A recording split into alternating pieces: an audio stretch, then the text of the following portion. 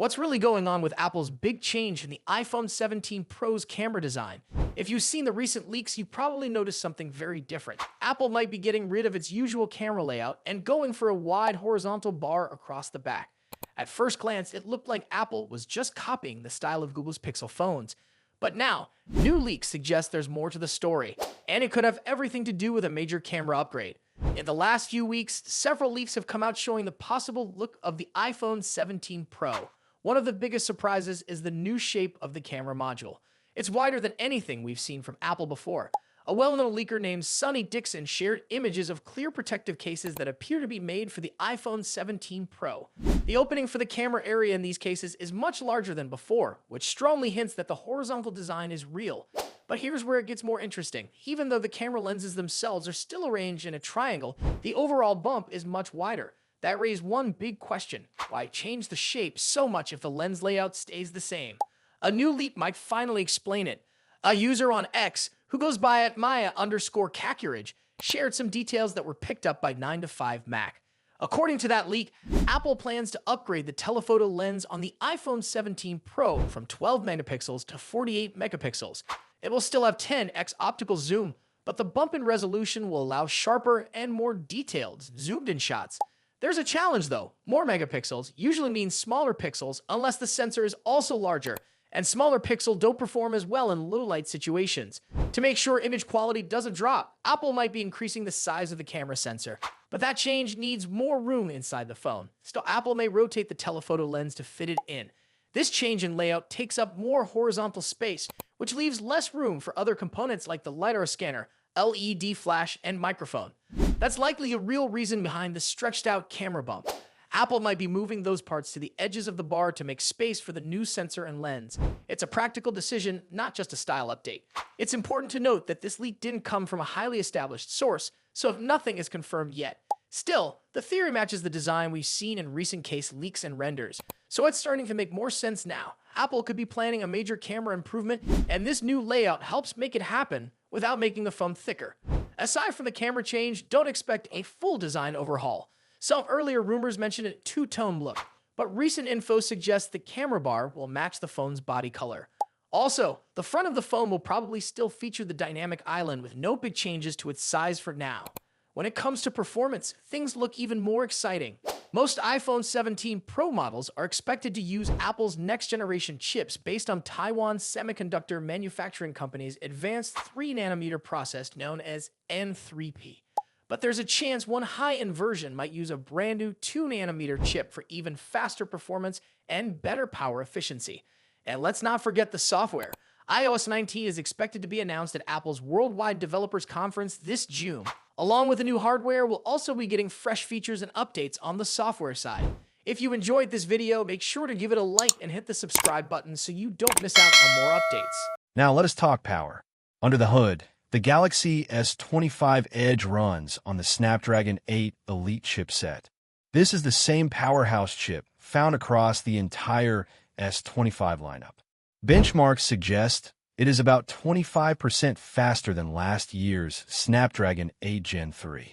So, whether you're gaming, editing videos, or multitasking, this phone should handle everything with ease. It also comes with 12 gigabytes of RAM and 256 gigabytes of storage by default. There might be a 512 gigabytes option at launch, but Samsung has not confirmed that yet. And yes, this phone runs Samsung's One UI 7 on top of Android 15, with all the AI-powered features you expect. Speaking of AI, Samsung has integrated Google's Gemini AI, which powers everything from photo editing to real-time language translation. It can even summarize long articles for you in seconds. Imagine skimming through boring reports without actually reading them. That is the future Samsung is promising. Now, let us address the camera situation. In a leaked video, the Galaxy S25 Edge was shown with what appeared to be a 200-megapixel ultra camera on the back. But here is the strange part. The app used to check the specs incorrectly reported it as a 12-megapixel sensor. Nice. This confusion usually happens when software cannot properly read pre-release hardware. Reliable sources confirm that the main sensor will indeed be 200 megapixels, paired with a 12-megapixel ultra-wide and a 10-megapixel telephoto, with 3x optical zoom. On the front, there is a 12-megapixel selfie camera housed in a tiny punch hole. Samsung is also pushing its Galaxy AI for photography. The phone can automatically adjust lighting, remove unwanted objects from photos, and even enhance low-light shots in a world where flagships usually offer 4,800 mAh to 5,000 mAh. This feels like a step backward. Now, Samsung claims that their new battery optimization software and the 4nm Snapdragon 8 Elite chip will make this 4,000 mAh battery perform like a 5,000 mAh one. But let us be honest, real-world usage often tells a different story. If you're a heavy user, expect to reach for that charger by evening. And speaking of charging, the S25 Edge supports 45W fast charging, which can get you from 0 to 70% in about 30 minutes. It also supports 15W wireless charging and 5W reverse wireless charging for your Galaxy Buds or smartwatch.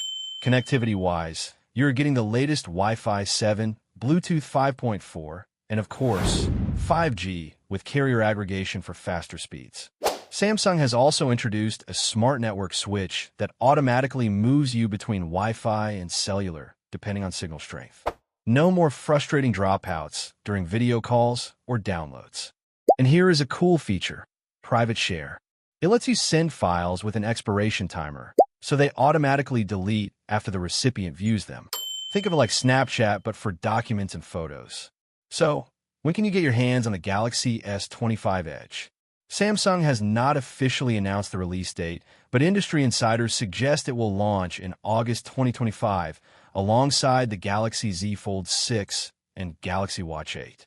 As for pricing, expect it to start around $1,099. That places it right between the base Galaxy S25 and the premium Galaxy S25 Ultra. It is not cheap, but cutting-edge design rarely comes without a premium. So, is the Galaxy S25 Edge worth it?